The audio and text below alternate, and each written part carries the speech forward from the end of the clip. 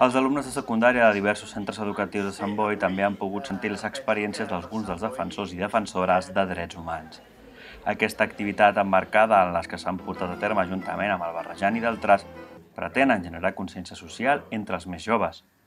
Can Masellera va omplir-se per sentir les vivències de James Tort, de Libèria, Estela de Carlotto com a portaveu de les àvies i mares de la Plaça de Mayo argentina i Marco Arana, activista peruà en defensa del medi ambient. 350 alumnes de secundària han pogut viure en directe conèixer en directe l'experiència de persones que estan lluitant pels drets humans en països diferents, en països amb problemàtiques molt diverses i en alguns casos d'una extrema gravetat. Han pogut palpar aquesta interès, aquesta fortalesa de les persones defensores dels drets humans, han pogut fer la seva reflexió i fins i tot han estat capaços de construir una resposta a allò que avui han viscut i per tant han arribat a la conclusió de que s'havien de comprometre.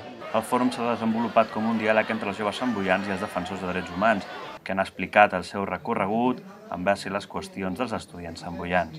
I crec que la resposta ha estat increïble, que els defensors també marxen molt contents de veure la resposta dels joves i les joves de Sant Boi. La jornada va acabar amb un reconeixement al grup de teatre social Els Inestables, que van teatralitzar algunes de les situacions abordades pels protagonistes del fòrum.